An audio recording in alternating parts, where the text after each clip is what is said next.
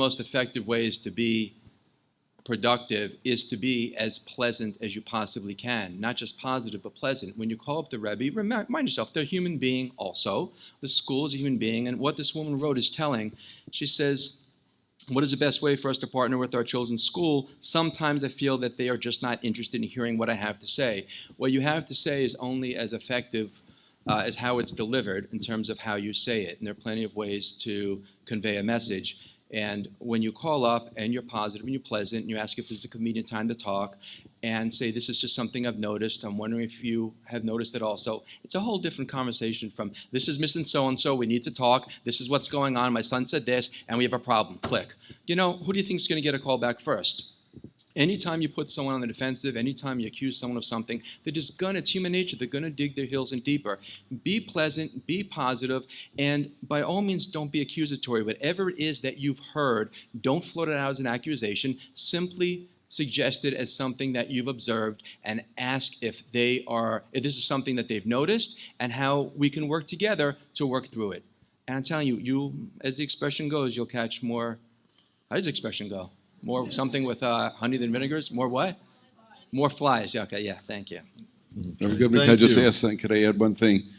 I just want to add that it is important with the teachers to write notes. When you want to get in good with the teacher, to write notes. Teachers like getting notes. It could be in American currency, it could be English currency, any notes that, it doesn't matter. The big numbers, little numbers, doesn't matter.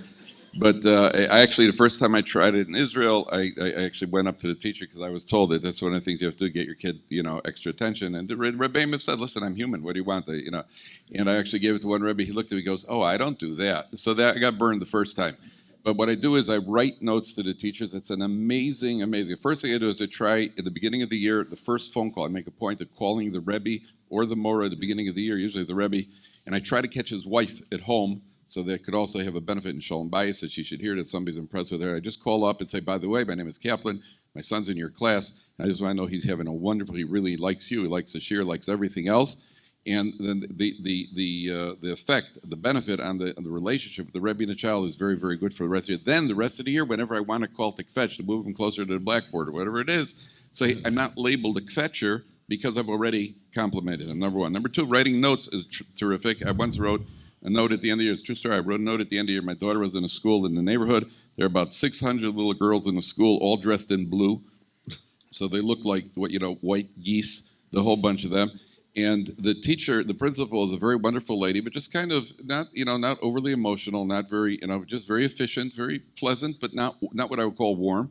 At the end of the year, I wrote her a letter that my daughter had a wonderful year, and it's a reflection on your selection of teachers. I really laid on the schmaltz. I was fleischig. The note was completely fleischig.